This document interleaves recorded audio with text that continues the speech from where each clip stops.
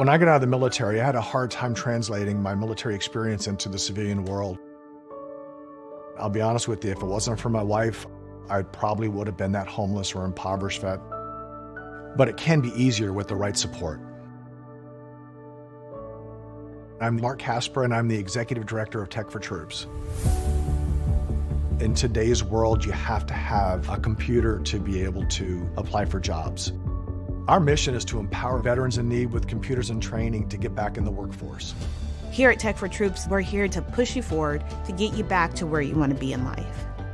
When the veterans come in, I teach them everything you could think of that's done with a computer. I want them to feel that this is a tool that's going to help them get their life back.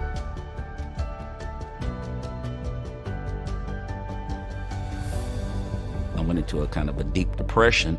Eventually, I lost my job and I was out on the street. The computer was able to connect me to the web, and I was able to start putting resumes out. And you have to have these small building blocks to get from point A to point B. I'm not worried about employment anymore. The need is great, and we want to be able to support our veterans across the nation.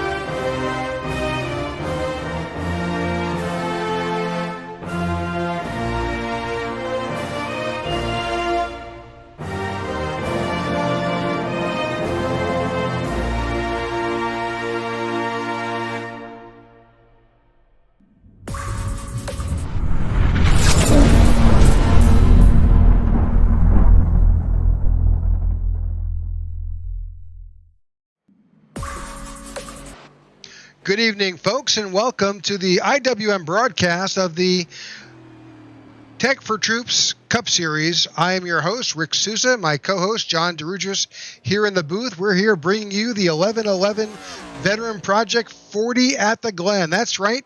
These oval racers are now at a road course and set to face off once qualifying ends.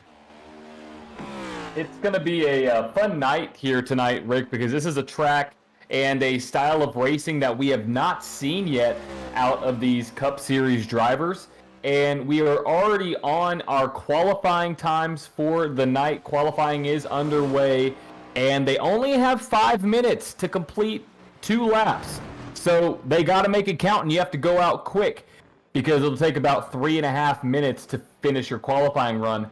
But, Rick, there's some road course ringers in this league, and a few of them possibly are going to be looking for their first win of the season to lock themselves into the chase and for the playoffs.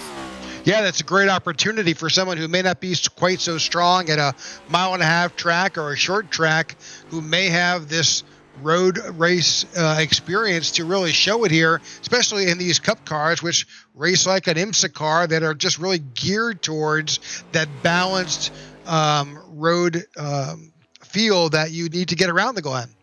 Yep, exactly. And, that's kind of showing right now as we look on board with Luke Bullard there. There's Joey Doucette as well. We got some lap times being formed with Christopher Worrell putting up a 111.91 and then Pittman topping him with a 111.85.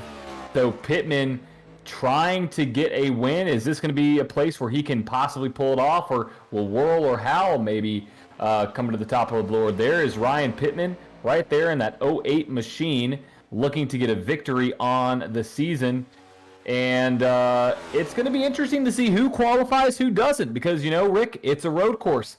There are no cautions, only local cautions. So we'll see what happens as the field starts to populate here with under a minute and a half to go in qualifying. If you're on your first lap, you better be hustling the line because time is going to end here fairly soon.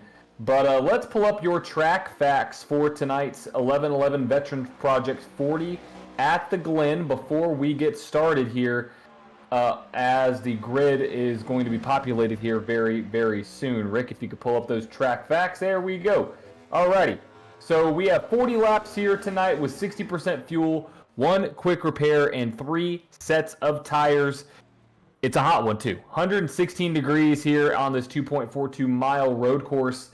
And Rick, let me ask you this. Do you think tires are going to be as important as other tracks here at the Glen? I really don't think so. Although it is a little bit hot, so it could be a factor. My biggest concern here is that you said it great earlier. You've got some guys who are just experts on road, and you've got others who are just going to basically just try to figure out how to survive. So it's going to be a battle of those guys here, just trying to figure out. And you know what? It is about points. So you've got, we're already deep into the points already, and there's the guys that need wins to advance to that next level. Absolutely. And, let's really quick, let's see if we can pull up the point standings. If we can, or are we about to go to grid? I think we're about to go to grid. We're just kind of waiting for everything to kind of reset itself. And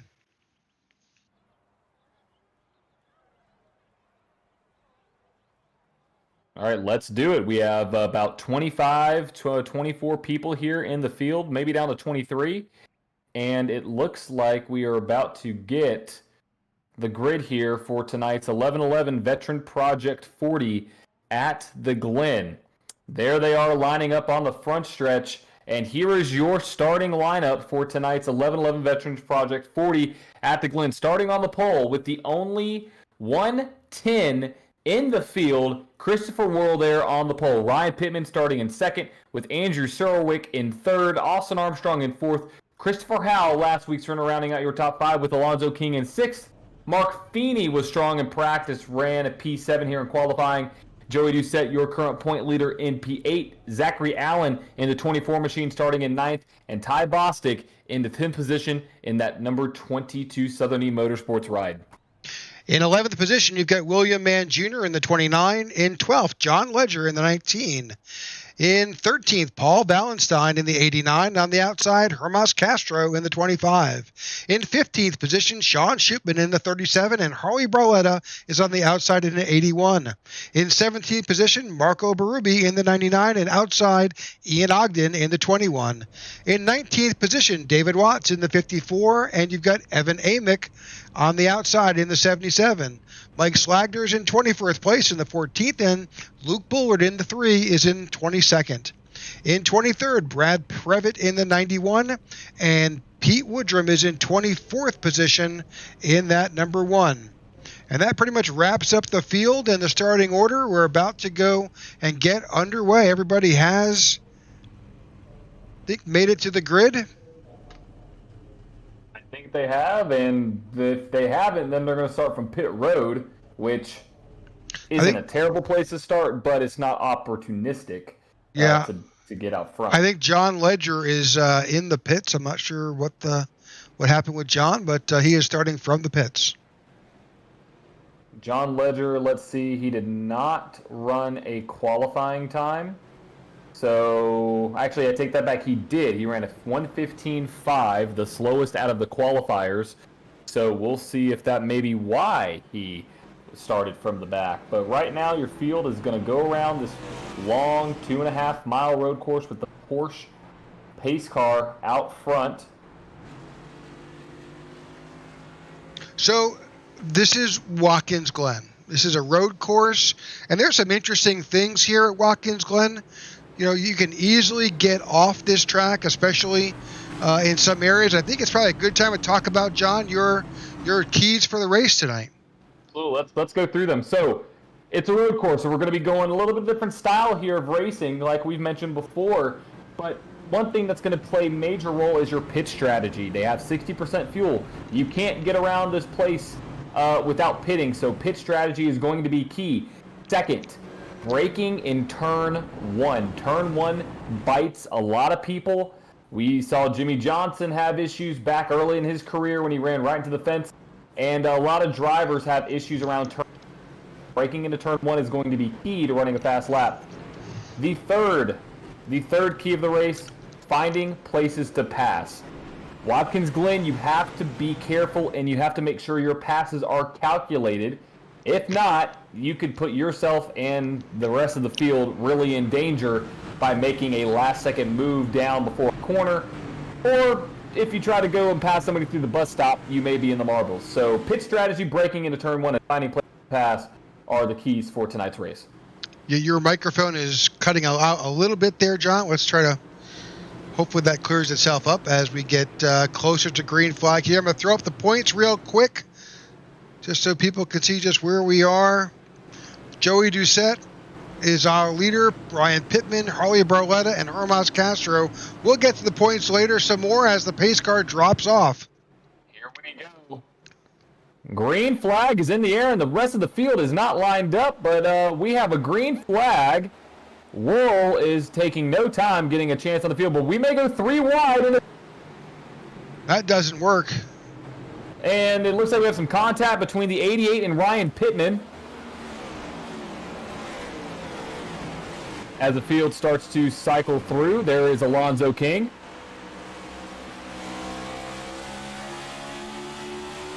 So this is not the easiest course to pass on. We'll see lots of places where you'll want to pass, especially here at the bus stop. Super hard to get through the bus stop. Yeah, we have a lot of cars sliding in there right now. Car off the track. That was Mark Feeney causing a stack up in the bus stop.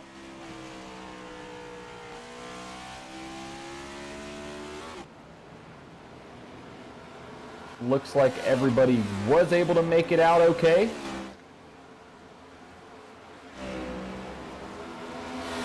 And farther back in the field, we'll try to drop back to get a feel for what's happening behind the leaders. Yep, that's where all the action is right now. Another very hard braking corner right there before you get to the front straightaway. There's Mike Slatter up the track. Somebody tagged the wall back there. I think that may have been Sean Shootman. That was Sean Shootman. And he was stuck. His car was stuck in the wall. So Sean Shootman's day is probably over with that long tow. So 1 lap complete. Your top 5 as it stands. Chris Worrell in first. Andrew Serwick in second.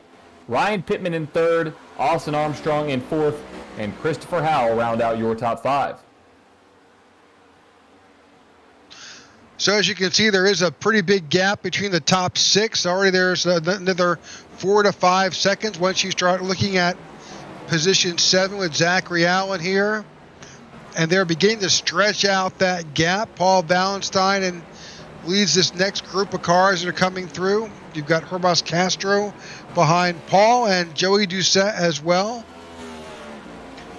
And you already have some drivers that are 20-plus seconds behind the leader already. David Watts, John Ledger, all the way in the back. And you have basically 15th on back, 10-plus seconds behind the rest of the field. So we'll see what they are able to do later in the race. But here we have some pressure from Hermas Castro. The back open to 89, spins him out.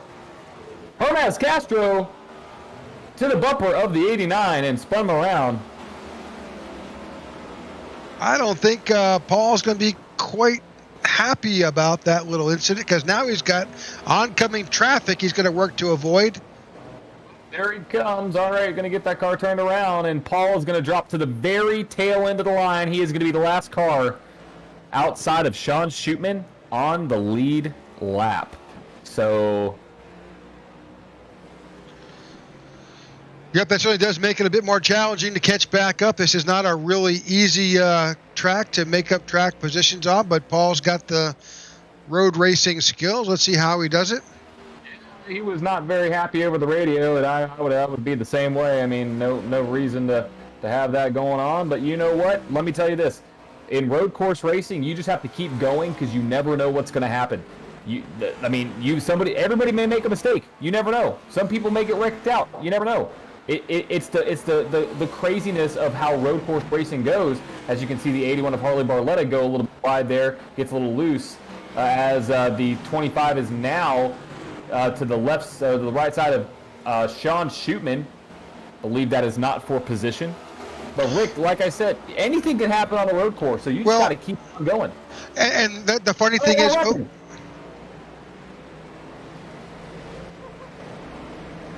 that's the challenge with the road course, because everybody brakes differently. My braking points are different than yours, and they're just different from each driver. So you've got to be really on top of it as you watch that guy in front of you, and really keep an eye to your rearview mirror.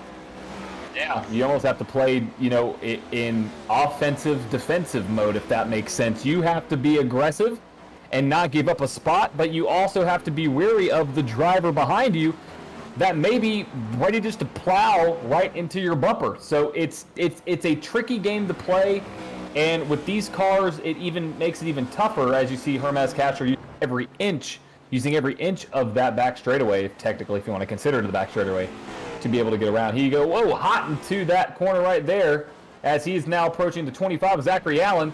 25 is getting in there hot. He still has the momentum on the 24, as the 24 goes to the bottom side down the front stretch.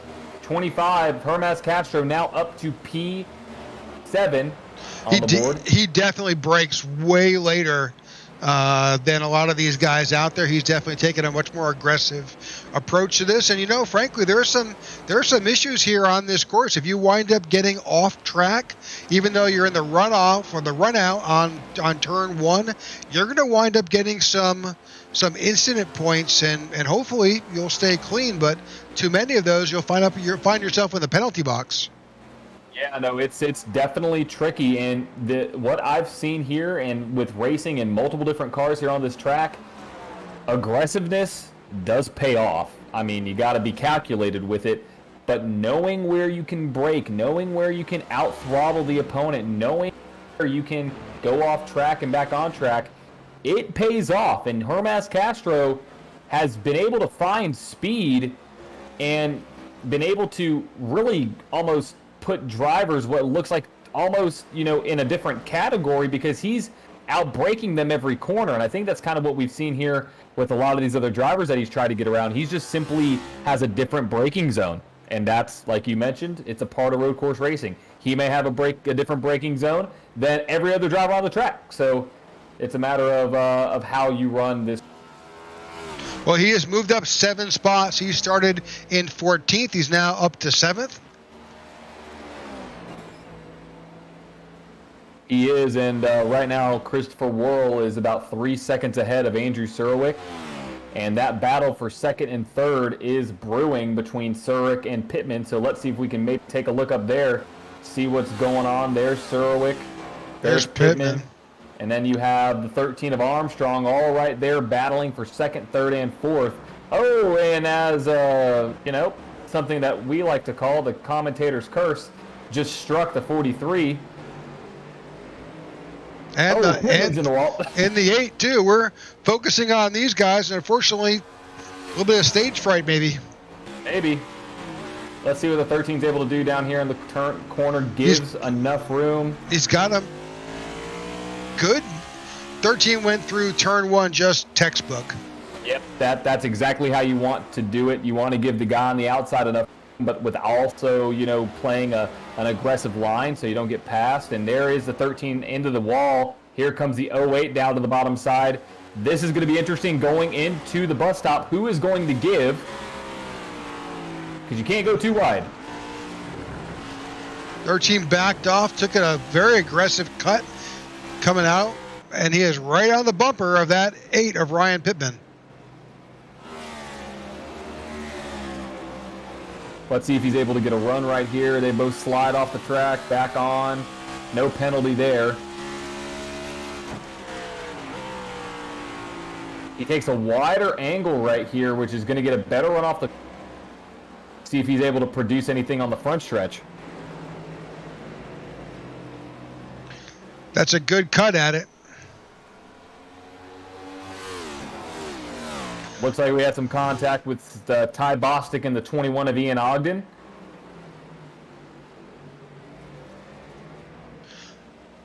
that too wide for Surwick, and then he cuts the nose across the 13 there.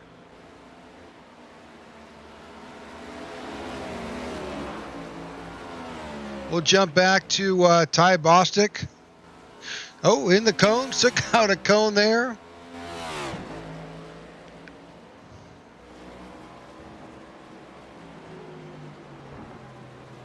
So a little bit of damage on that 22.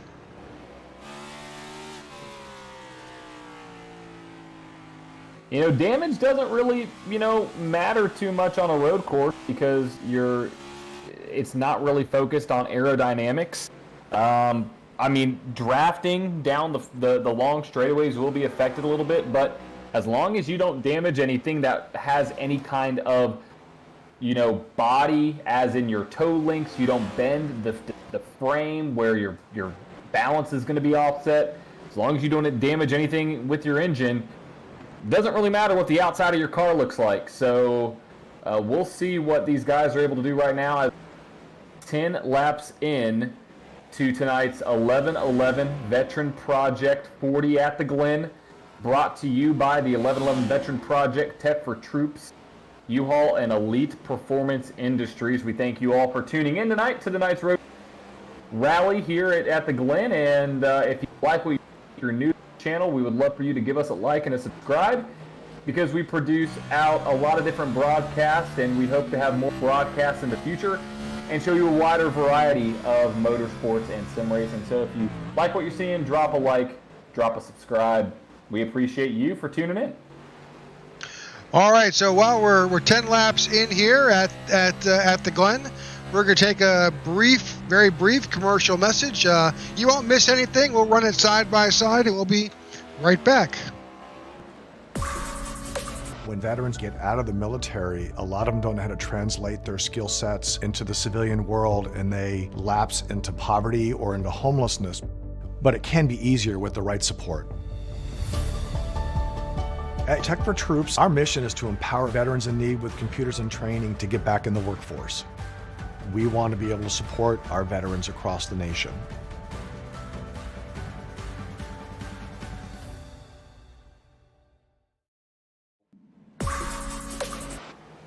All right, welcome back to the 11-11 Veterans Project 40 at the Glen. I'm Rick Souza here with John DeRudris, my co-host for the IWM Broadcast Network. We're bringing you the Tech4Troops Cup Series here every Wednesday night. And as John said earlier, if you like what you see, if you want to stay up to catch up what's happening with this series and other series that we cover, please like and subscribe to our broadcast, and we'd love to have you. So a quick racing update. We'll jump on board with Chris Worrell. This is Chris Worrell. He is currently leading by 6.4 seconds over Andrew Surwick and Ryan Pittman. Yep, putting on a little bit of a clinic right now, and we've seen him up front in other races, so this is not too unfamiliar for that number 8 machine. So my guess, as these laps wind down sometime around lap 20, there's going to be a couple of things happen, and one, pit stops will begin to come into play, but more importantly, these leaders will begin to catch up to those guys who are running at the tail end of the field. There is about 30 plus seconds that separates the first to last. Yeah, we're already seeing some of these lap down cars play a little bit of a role in how this race goes on, so we'll see what's happening. They've run roughly about 24 miles right now on this current tank of gas. So with my calculations, they should be coming in here roughly, like you said, within the next really, 7 to 10 laps would be my guess. Probably no more than lap 20 to split this half and half. So we'll see who the first taker is. You may see some short pitters. I mean, I definitely wouldn't go for a 2-stop strategy. It's definitely a 1-stop strategy track if you're able to make it to 20. But right now, Christopher Worrell is looking pretty good as Surwick, Pittman, Armstrong, and Howell make up the top 5. Interestingly enough, you'll see how quickly this has become feast or famine. The top 5 are separated by 10 seconds, but then drops to 16 seconds with the 25 Castro, and then really 10th place is nearly 40 seconds behind the leader. Yeah, it's definitely the product of this race. If you start up front, the advantage is almost indescribable compared if you start in the back. And a good example of that is Hermaz Castro. Castro's been putting up great times right now. He's been putting up, well, and you know what, Rick? That's the second time that we've done that and somebody's gotten in the grass or gotten a little damage. So we need to make sure that we be careful who we talk about because they may get some incidents here. We promise we're not doing it on purpose. But Castro is running he's running down the leader. It was at a high 16.5, high 17-second gap. Now it's down to roughly 15.5. But the thing is he's 15 seconds back. He's running faster than the leader, but he's 15 seconds back. So it's a matter of where you are on the track, and like you position, it matters more than anything in road course racing. Well, interestingly enough, Chris Worrell's last lap was a 1:11.98. A 1:11.98. That's not far off of qualifying time.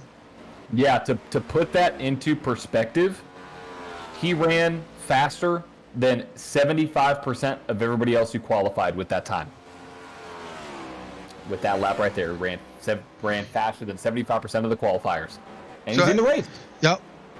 You can see the last lap best. Well, let's just do that again. The last time is up on the board now, so you can see Worrell ran a 1:11.97. And then you go down to the number 6 position of Hermaz Castro. He ran a 1:11.63 that time by. Yeah, he's slowly catching them, but still very far behind. I mean, it's definitely going to be a challenge to catch that leader, especially since he's 15 seconds back. He's running great lap times, but unless that top 5 make a mistake, he's pretty much all by himself. Yeah, this is not a drafting track. There's no benefit with running with somebody. In fact, if anything, it could be more of an advantage of that person holding you up and not allowing you to drive your race. It looks like we got a battle for second place right now between Surrick and Pittman, though. They're swapping positions as they go down into turn 1. They're all stacked up. Surrick got back around the 08 of Pittman. And you've got Armstrong right there on their tail end. Yeah, we've seen this a couple laps ago where these drivers were all placed getting into each other. So we'll see who's able to make it out on top right now. The 13 gets a little bit squirrely right there. But this is the hottest battle on the track. Everybody else is kind of spread out and no one's really around each other. Yeah, the field is certainly spread out. We'll bring up a track map in a second to kind of get a feel for, so you can see just where we are at. So you can see that the track is full of cars in every single corner here at Watkins Glen. Pittman tried to go down to the bottom side of the 43, wasn't able to do it, had to be in absolute defensive mode, so the 13 of our didn't go back around him.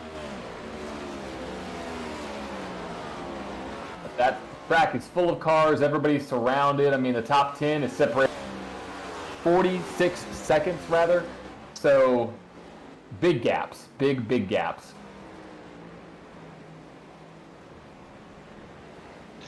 They're coming up on some lap traffic here. That's the one of Pete Woodrum that basically, and you can see the sportsmanship. He basically says, okay, I'm not the fastest guy. You guys can go through. And they're working their way up through lap traffic. Here's a 13, able to make a move, maybe? No, not quite. Put these guys under a blanket, though. They're running that close. Yep, they're next. They're going to come up next on to Ty Bostic. I believe he's at the tail end of the lap. He's going to catch these guys at kind of a bad time. Well, Bostic may be able to kind of evade. We'll see. He's right there. He's only got about 6 car lengths between himself and those guys. Pittman trying to move a little bit outside. A very risky move by Pittman, but he definitely tucked down behind. There is Ty Bostic now going to the bottom side of the track with everybody else going to the high side. See if anybody's able to get a run. I would not recommend it, but you Now may this see is in somebody the get a bus run. stop. Into the bus stop. Oh, no! Yep. And unfortunately, that there was that contact with the 13 in Bostic, I believe. I believe so. Let's go Did back he get and pinched? we're watching. I mean, he's on that white line.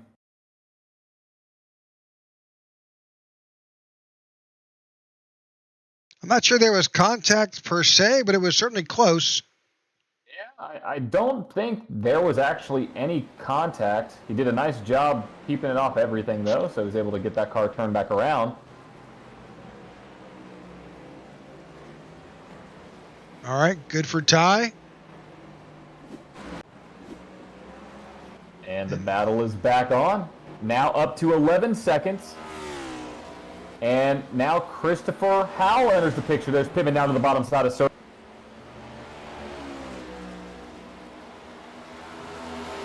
Definitely these. Place the battle. They're side by side now. Oh, Ryan Pittman got a little loose there. That opened the door for the 13, and we are coming back to the bus stop. Pittman and Howell are going side by side. They're close. As we come to the carousel here, you've got the 43 of Surwick with the 13 of Armstrong right on his tail. Ryan Pittman not far behind, and obviously Christopher Howell behind him. They're doing their best to try and track down the leaders, but they've now got John Ledger. He's next in line. He's their next victim, potentially. Yeah, it'll happen. It's a matter of time, but it'll happen.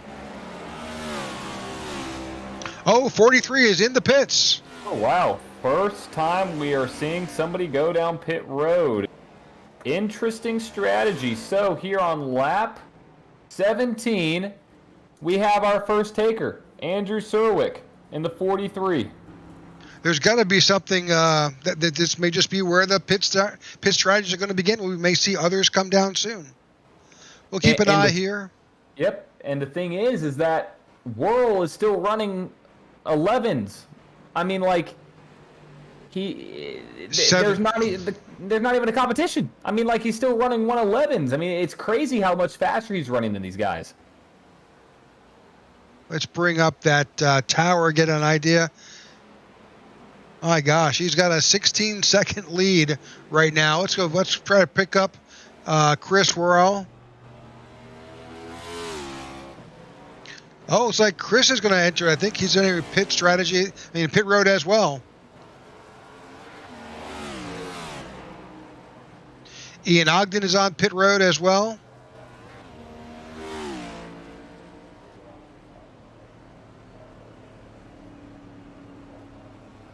Pittman is on. Armstrong, they're all coming down. So we're seeing our leaders now on pit road. We expect to see that's Hermas Castro. We know he's fast. Yep, Christopher Howell now assumes the lead. But with these guys getting fresh tires, it could be a struggle to see how long these guys can stay on top of the board. It's going to be interesting to see. I think it may be for a while, but it's going to be a matter of time. I mean, let's look at some last lap times if we can bring that up. Either, I guess it's going across the top of your screen right now on the left-hand side. I mean, you could see they're begging. They're begging. 115s, 117s, 124. Well, 124 is World there. That was probably his out lap, but still, I mean, it's lap times are starting to diminish, and fresh tires are going to pay off. We'll see what the 88 does here. See if he brings it down pit road this time. There he comes.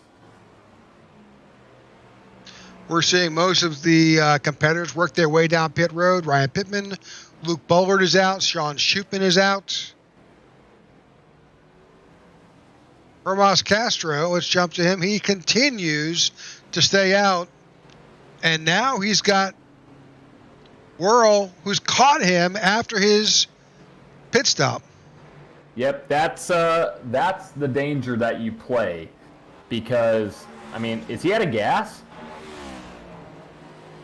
Where about Castro? He's really slow, Rick. I mean, Hermes Castro is showing right now he's at 120, 135, 140 miles an hour. Okay, I mean, he just seems like he's kind of babying it around there. I don't... Trying to push it to the end. I mean, with some of these guys coming down on lap 17, that doesn't really make me hopeful to make it to the end. Maybe he's trying to play the one-stop strategy. That, from what we just saw, that is pretty risky. Unless these guys think they can make it to the end on 23 laps, but I don't think they can. Well, he's about to go to 20 laps right here. And with no full course cautions, he's got to be going in. He is, yeah, he is in. But he can make it. Yeah, he can do he can do it. It's going to be close because those other drivers are going to have to come pit road, and we'll see who's able to come out on top. But this is going to shake up everything, and we have some commentary over the YouTube chat really quick. Dave Sharon says, "Awesome telecast, great job. He's working on his man cave and watching." And if I was correct on the strategy, it looks like I am. Jerry Botto says that they need to get to 20 laps for a one-pit race. They want to go on a one-stop strategy, so the 25 was saving fuel. Exactly what I thought. So that is correct. So you've got also the 29 of William Mann Jr. doing the exact same thing. He came in at the same time.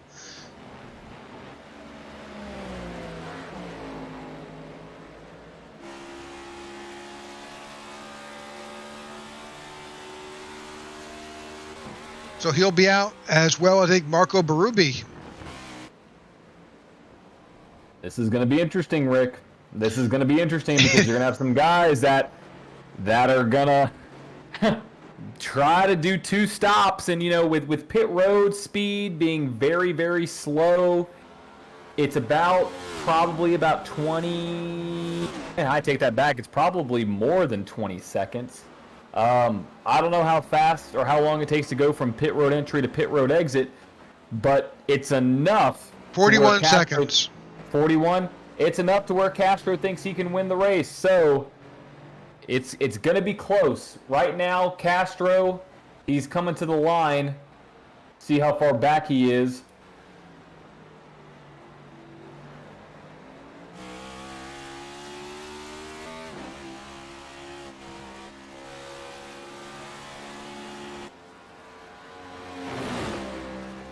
Not giving me that information, but Castro is definitely going to be the one to watch.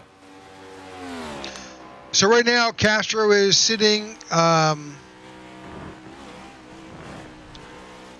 about 37 seconds behind Chris Worrell. Oh, that is close. That is close to 41.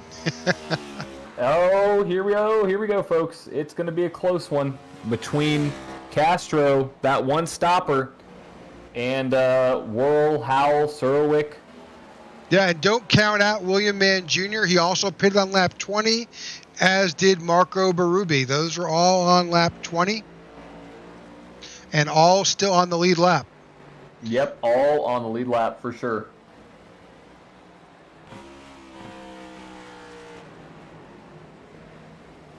So interesting, I am seeing Chris Worrell's back to his usual. That last lap was a 1:11.48. Nothing too unfamiliar out of that camp. And he is definitely the car to beat. He has no pressure from Howell or Surwick.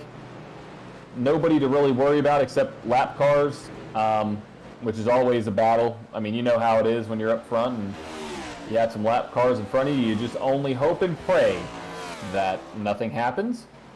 But he is putting on an absolute clinic here today. All right, we're going to take this opportunity and run a quick commercial. We'll be back. Hang on, and we'll continue with the IWM broadcast of the 1111 Veterans Project's 40 at the Glen. When veterans get out of the military, a lot of them don't know how to translate their skill sets into the civilian world, and they lapse into poverty or into homelessness. But it can be easier with the right support. At Tech4Troops, our mission is to empower veterans in need with computers to get back in the workforce. We want to support our veterans across the nation.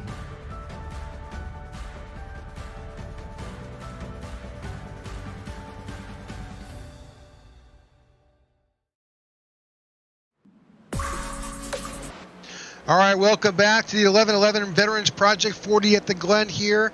I'm Rick Souza here and with John DeRudris here in the booth with the IWM Broadcast Network, bringing you an exciting road course with these Tech4Troops Cup Series drivers. Our leader is Chris Worrell. He is out to a commanding lead right now, but don't count others that are behind him. Christopher Howell is right there. Andrew Serwick behind Chris Howell, and Hermas Castro now up to fourth, and behind him, Marco Berube. Yeah, this is going to be an interesting battle to the end. You know, you have all these guys up here. It looks like Marco Berube. Actually, Marco's just gone a lap down. Yep, so you got Alonzo King. Yep, so with a road course, it's pretty spread out. And there it is. There is the entire field. You have basically small little clusters of cars on the track. You have some drivers coming down pit road. That's a 91 and making their way down pit road. So we'll see what they are going to do, as we have some action going on the front stretch by the start-finish line, I believe. A lot of cars up that portion of the track. Don't know who exactly that is. Oh, well, it's the leader in William Mann Jr. So William Mann Jr. going a lap down. He was part of that crew that is on what we think a one-stop strategy. Alonzo King is just coming out of the pits. It's on lap 24 here, 25, so he's got enough fuel to make it the rest of the way and not gamble. Oh, braking mishap right there. Don't know who that was, but had a little smoke from the tires. We can go on board if you want with Andrew Serwick. Let's do it. Let's do it. It's one of the places where being on board is awesome. So we'll see these guys go up through the gears, down through the gears, and one of those exciting portions of the track, the bus stop.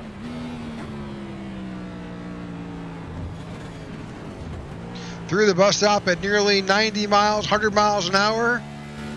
You can see his hands working that wheel to stay, keeping that nose pointed forward as he works his way around and hunts down Christopher Howell. That's a battle for position between these two.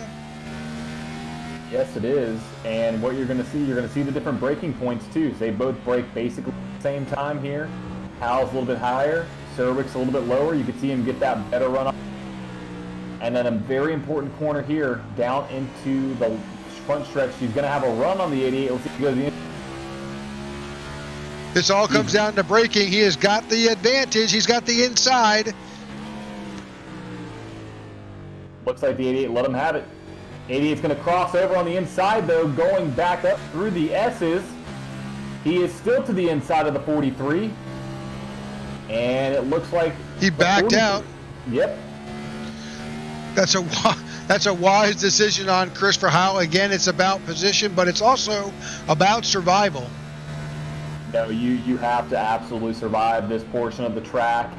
And, you know, Andrew Serwick is doing what I would highly recommend anybody who's watching along do during that bus stop. It almost looks like you're about to hit that wall, but it's the fastest way around the track. You're trying to basically put the car in an angle to where you can almost fly through that bus stop, because if you try to baby it through the bus stop or take your time rather, you are going to lose so much time. So Serwick doing a great job there in that 43 machine.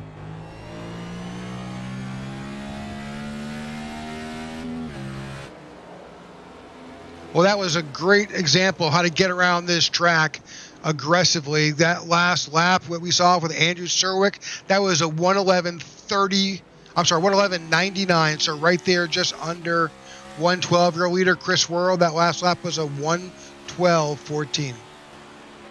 Rick, look at how far back Hermas Castro is now. Only 30 seconds back. He has gained about 7 seconds since that pit stop.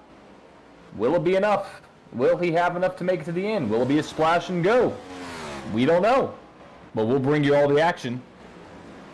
Yeah, as we are approaching 13 to go. Well, he's coming up on the 3. He's got a little bit of traffic to work his way around here. That 3 is Luke Bullard. Luke is currently 17th on the board, 2 laps down. So you can clearly see the distinction between those guys that are, have lots of road track experience. They're working it hard. You can see them aggressively attacking each of these corners, working their way up through the gears. And then there are the guys who don't have a lot of experience.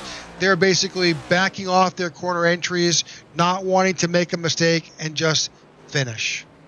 Yep, Castro still running solid lap times, 1:12. Still a little bit off the leader, though, of Howell at a 1:11.6.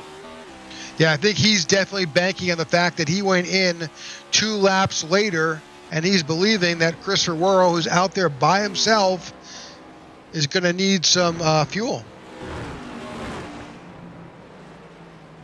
Well, Rick, this race is getting down to, don't know if that was a little bit of contact, but we also have a cone on the track. So if you are listening and driving here, folks, make sure to avoid the cone out of the bus stop.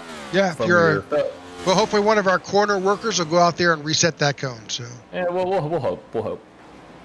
If not, then John and Rick have told you to beware of the cone. So from your fellow competitive announcers that want the best for the drivers, because you don't want a cone in your front bumper. So that would be a problem.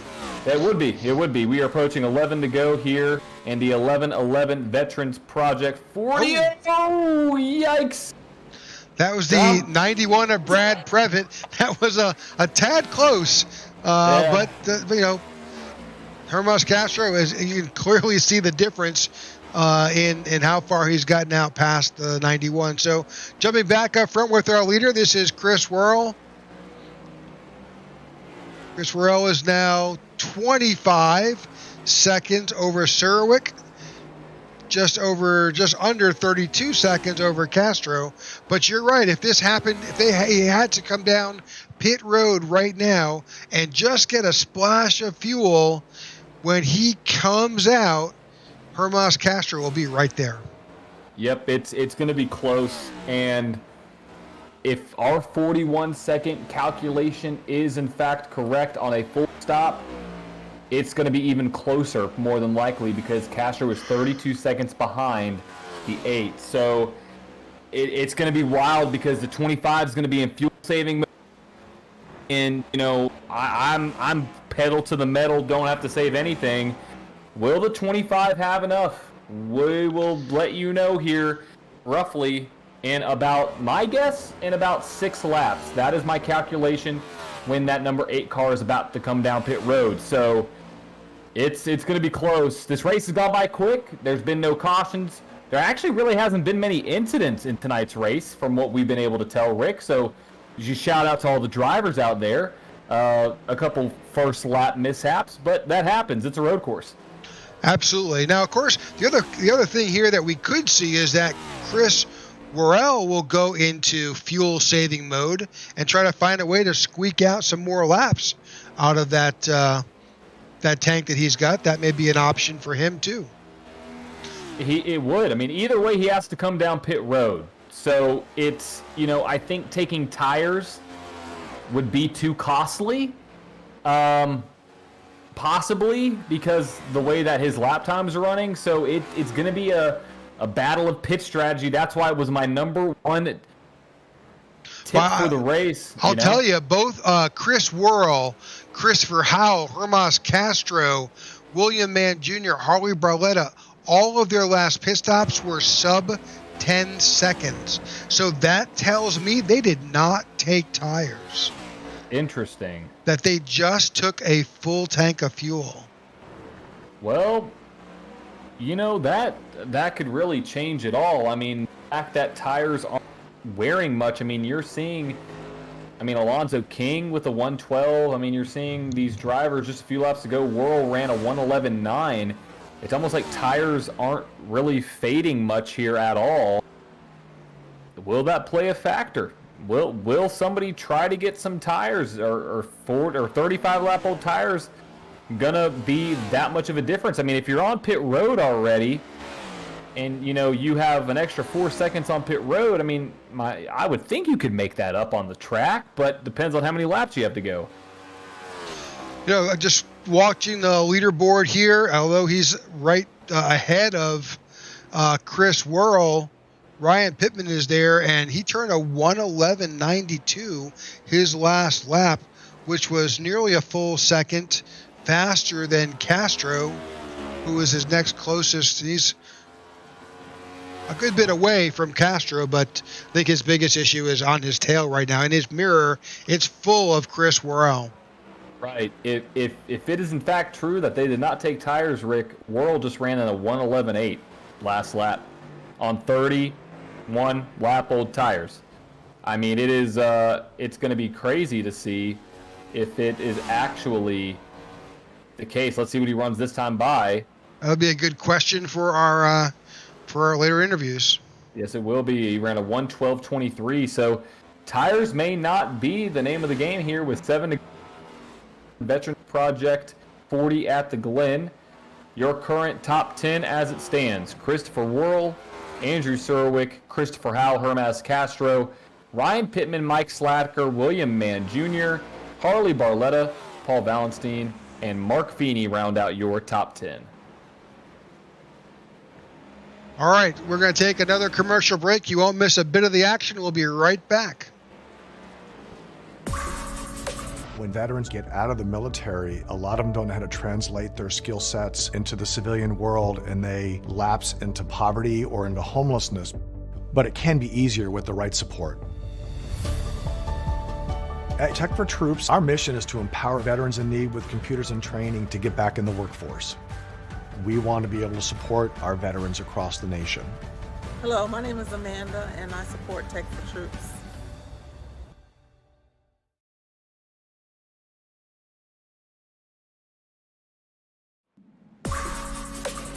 All right, we are back live with 6 laps to go here at Watkins Glen with the Tech4Troops Cup Series at the 1111 Veterans Project 40 at the Glen. Your leader, Christopher Worrell, he has got and has had this race in hand from the get-go, but he is being challenged by Surwick and Howell and Castro and Pittman. But time will tell. We are in with 6 laps to go. We're wondering about fuel.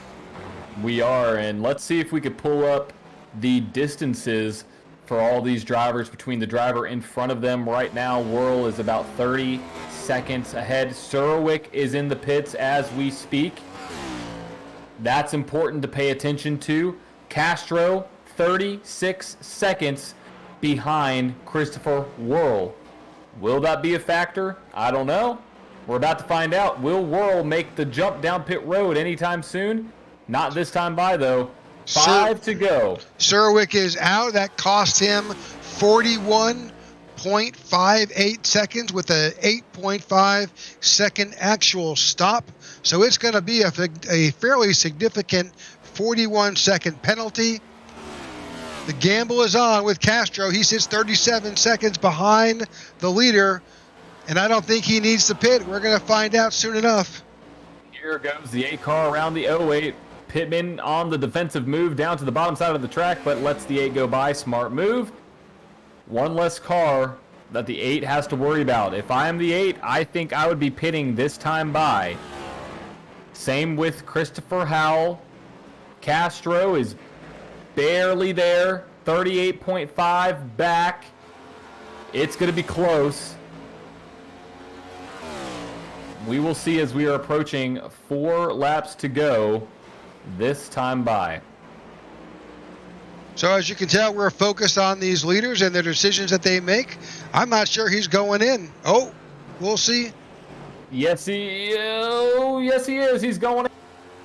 All right, Here we go. Yep, we're going to keep an eye on this. Chris Worrell is in. All he needs is a splash of gas and go. He's got the pit stall at the very end, but that is a long pit road to get down.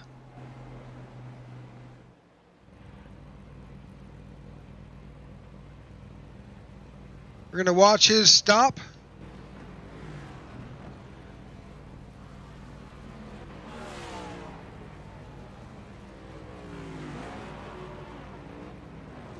And he's off.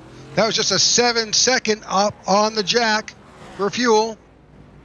And here comes, where is Hermas Castro? Is Hermas Castro in front of Worrell? I don't think he is. He's 9 seconds behind Worrell. So that did not work from what this is telling us. That worked for Worrell, not for Castro. How did Castro get 9 seconds behind Worrell?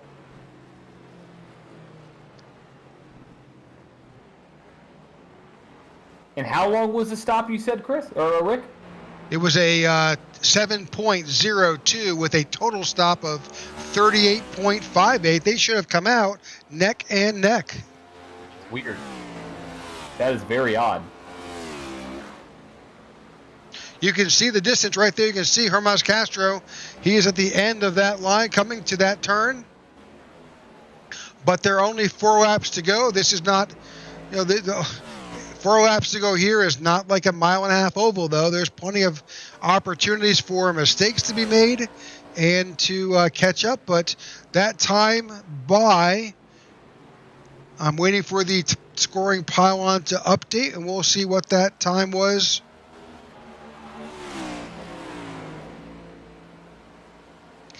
Yeah, that last time by has still got Chris Worrell's last time with the stop mixed in there. We won't get an actual count soon. Hermas Castro's last time was a 1:12.09. Apparently, what we've been told is that the 25 ran into traffic. Yeah, that happens.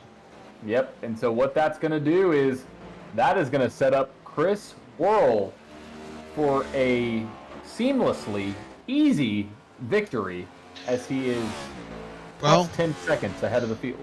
If all things stay the same and he stays on the track, doesn't make a mistake, doesn't have an issue with lap traffic, you are correct, but you just never know. You never know. You never know. We'll see what his lap time is this next time by. Here he comes to the line. 2 to go. 1:11.3. Wow. That's a fast time. That's about half a second off from qual time. So, and he's doing that, I think, on the same tires. I mean, if he is, that's absolutely incredible. I don't know. We'll have to ask. But a 7-second stop with tires, I want to know who they brought over from Formula One. So, all right. So we are 2 laps to go here. We are watching the 8 of Christopher Worrell take it through the bus stop, work his way down through the carousel.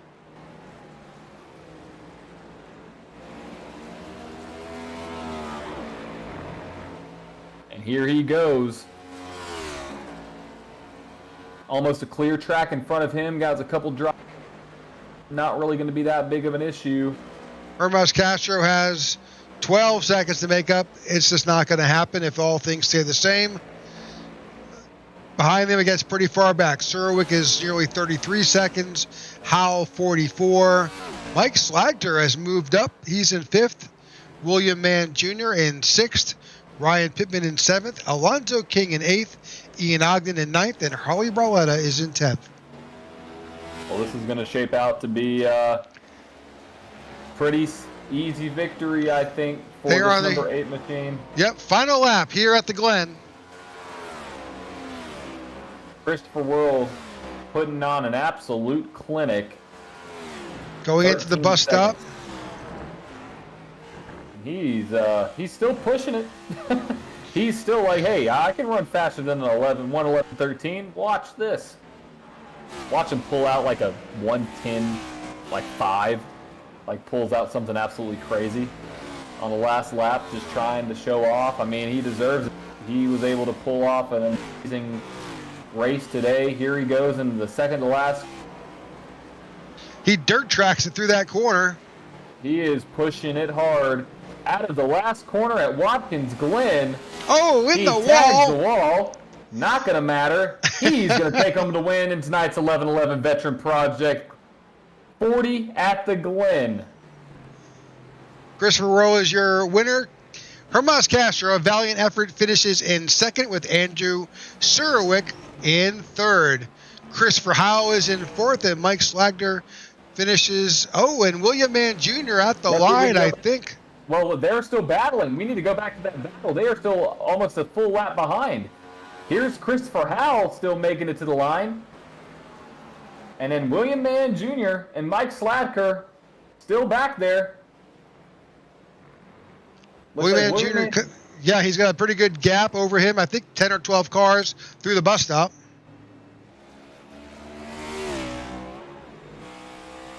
That's the only battle on the track that is still on the lead laps. Here, if everything holds smooth, there's a leader. Shows you how far ahead he was. Here comes William Mann Jr. and Mike Slatker for the last time, last lead lap cars. William Mann Jr. is going to pull off a 5th place finish, and Mike Slatker a 6th place finish.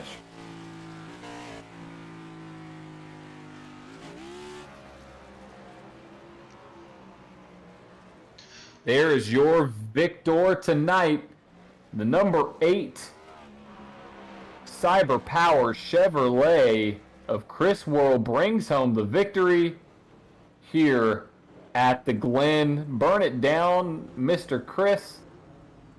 And it looks like the 25 of Hermas Castro did in fact run out of fuel in the last corner. So it didn't affect his position, but still ran out of gas. But congratulations to the 8 machine. We're going to bring you interviews very soon.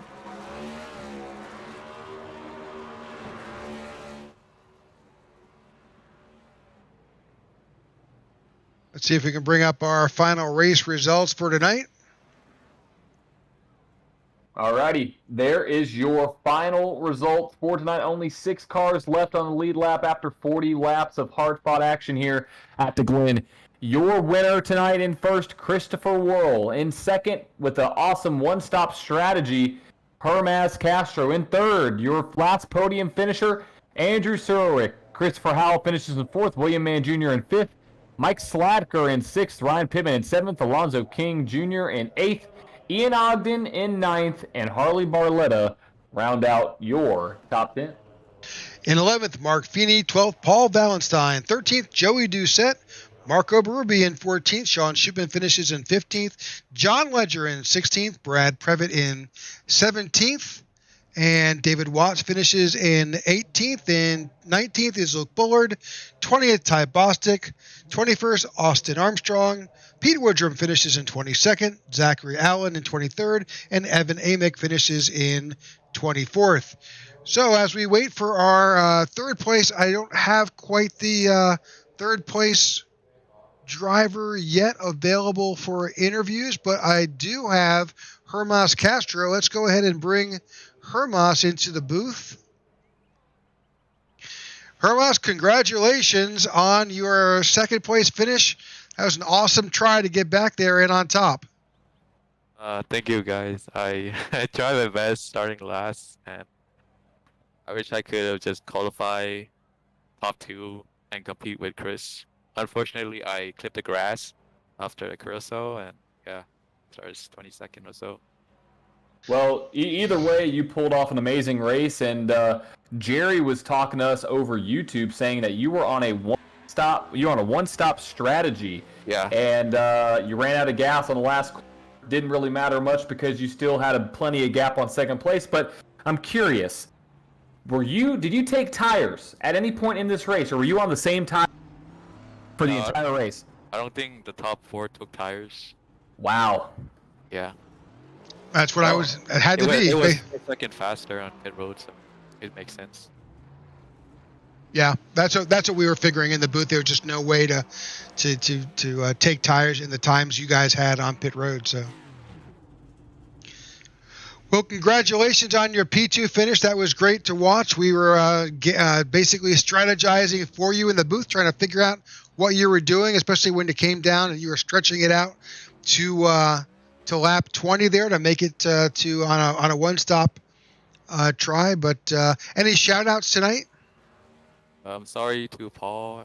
I actually bumped him at the last corner. I didn't expect him to go that slow in the apex. I'm sorry. And shout out to WM, Tech4Troops, my team, ONR, and you guys, broadcasters. Well, thank you very much. Well, congratulations. That's your second place finisher. That's Hermas Castro in P2. Alrighty, let's see. Do we have Chris Worrell, Rick? I believe we do. Let's see if I can get Chris here. Chris, welcome to the broadcast booth. Congratulations on your finish. Well, Rick Zauser, good to talk to you again, brother. I don't think you saved that engine though for NASCAR. I think you may have toasted it just there. Yeah, no, I didn't mean to do that. I should have just kept going, cool it down a little bit, but All right, we'll build another one.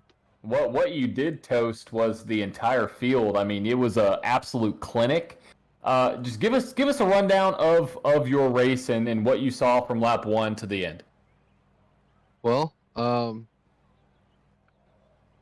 lap cars, I was moving pretty quick. I don't know, I just felt like I was on my game tonight, I guess. I didn't really overshoot anything or, overheat the tires, and that's what counts the most. So. Well, I'll tell you, your best lap was 1:11.08. Your last lap was 1:11.25. You regularly were turning laps consistently in that 1:11, 1:12 time range. It was a clinic. It really was. It was great to watch. Well, thank you. Yeah, I did the best I could to hit my marks and not mess up. And main thing, just keep those tires cool or warm, I guess you could say, and just try not to make any mistakes. It was fun. All right. We want to say congratulations again on an awesome victory tonight. I mean, from lap 1, just checking out. Anybody you want to give a shout out to or thanks tonight before we sign off? Yeah, you guys in the booth, Elliot for letting me race. Everybody that showed up tonight. Our sponsor, I don't want to say it wrong. I apologize. This is only my second time in the booth, so please bear with me. So our Cup Series sponsor is Tech4Troops, and our race, right. And our race sponsor tonight was the 1111 Veterans Project. So awesome. Well, thank you to the Veterans Project and the Tech4Troops. I had a good time. It was fun racing with all these guys. They're good people and fun to race with. Thank you for doing the broadcast. Y'all put a good show on. So. Great. Look forward to watching it. Thank you so much. All right, folks, that is your winner, Mr. Chris Worrell here at Watkins Glen. So, John, maybe we could. Now we have the points here. Let me just take a look here. We do have the points prior to tonight's event. We talked about this earlier. Yeah, I mean, right now, Joey Doucette still has that commanding lead on the field. Hasn't really changed. I mean, Joey Doucette is still the clear favorite right now in AJM, but you can't count out his teammate, Harley Barletta there. You have Christopher Howell getting that first win last week. And also Hermas Castro pulling together a nice string of finishes. He's had some wins. So it's really a battle between you have Owl's Nest, AJM, and mix a little bit of Southern E Motorsports in there. So you got really kind of a three-headed battle going on between all these guys. It's gonna be a crazy one. It's gonna be a crazy the rest of the season. And I think we're going to Chicagoland next week. Or is it gonna be Darlington? I think next week is Darlington. Yep, next week is Darlington. So that's a tough track. It's the Lady in Black. It's the track too tough to tame. So next week is going to show who has the most grit and who has the car to stick it out with attrition there. So right now, as it stands, Joey Doucette in first, Pittman in second, Barletta in third, Castro in fourth, and Ian Ogden round out your top 5 in points. And the top 12 matter.